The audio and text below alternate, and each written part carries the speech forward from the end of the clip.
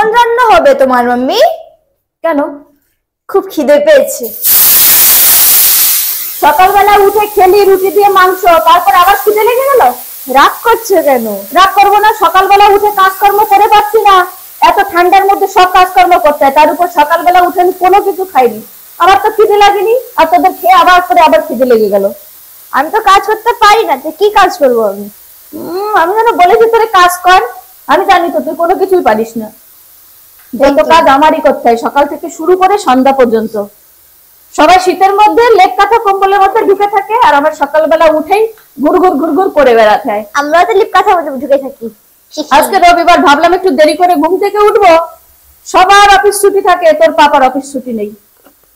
আমার না এক্সট্রা এমার্জেন্সিরও তো কাজ থাকে। আমার হলো যত পুরা কপাল। সকালবেলা থালা বাসন এখন ধুলাম, ভাবলাম গরম জল আছে, দেখি ট্যাঙ্কিতে কোনো গরম জলই নেই, ঠান্ডা জল দিয়ে আমার ধুতে হলো।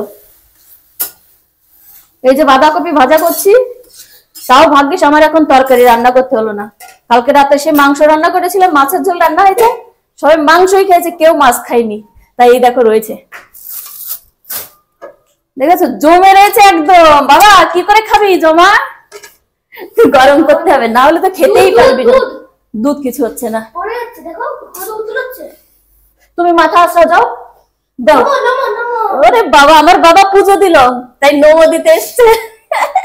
আমার বাবাকে না পুজো দেওয়ার কথা বলতে হয় না, প্রত্যেকদিন সন্ধ্যাবেলা, যেদিন স্কুলে থাকে সেদিন তো দিনের বেলা পুজো দিতে পারে না, সন্ধ্যাবেলাতে ঠিক টাইমে খেলতে চলে গেল, ঠিক টাইমে চলে আসে, এসে পুজো দিয়ে দেয়। কি বলবো তোমাদের, এখন 2টো বাজতে গেল, দেখো 20 মিনিট বাকি, এখনো রোদ বেরোয়নি। আর এই যে মাছ দেখো কতগুলো, মাছগুলো আবার কাটতে হবে, এখন কেটে রেখে দেবো, এখন আর রান্না বান্না করবো না। বর তো অফিসে, ছেলে মেয়ে কতটুকু বা খায়, মাছের ঝোল খাবে, ছেলে তো দুধ ভীষণ পছন্দ করে, দুধ হলে কোনো কিছুই চাই না। তারপর ডিম সিদ্ধ দিয়েছি, ওই ডিম সিদ্ধ দিয়েছি 3টে, ছেলে মেয়ে আর প্রিন্স খাবে। আমাদের প্রিন্স ইদানিং দেখছি ভাত খায়, যদি ডিম দিয়ে, তারপরে মেটে দিয়ে, মাংসের যে মেটে, ওইতে যদি মাছ বলছি ভাত চটকিয়ে দেওয়া হয়, খেয়ে ফেলে, জানো তো। প্রিন্স কি করে বাবা? ঘুমাচ্ছে তাই না বল? আমার আবার শীতের সময় না খিদে লাগে না, সকালবেলা উঠে কিছু খাইনি তো, শুধু 1 কাপ চা খেয়েছি, এখনো খিদে পাইনি, এরকম অবস্থা। একটুখানি দেখো বাইরে,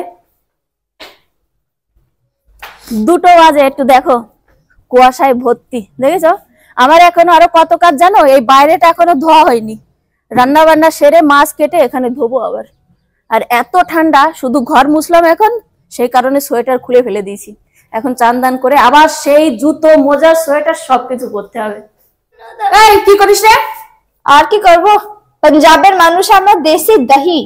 দেশি দহি? দহি দিয়ে লস্যি। লস্যি? সরি, লস্যি খাচ্ছি, লস্যি। তো চুলের কি অবস্থা? এই মেয়েটা যে এত অগোছালো, কোনো সময় একটুখানি চুল আশ্রায় না।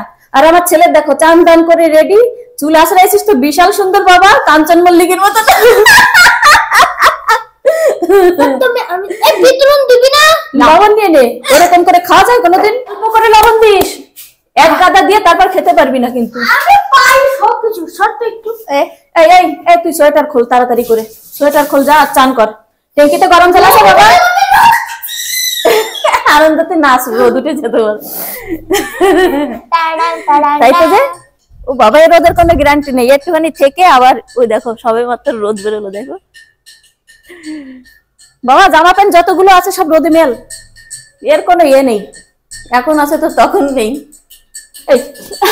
দেখো মেয়েটা এত খারাপ, আমাকে মুখ এরকম করছে, বলেছি না জামা কাপড় গুলো রোদে দে, তার জন্য এরকম অলস, কোনো কাজই করে না, আবার বলছে আমি কাজ করতে পারি না। কাজ শিখালেও তো শিখবে না, পুরো দিন শুধু বই নিয়ে বসে থাকবে, না হলে আঁকবে, এইসবই করে। নুন কম আছে, তুমি বলছো নুন বেশি।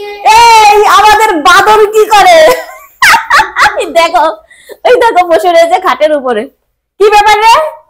হ্যাঁ বাবা, ওখানে লস্যি দিস না। আর ঠাকুরের আসন থেকে, মানে সামনে থেকে আসনটা তুলে ফেল।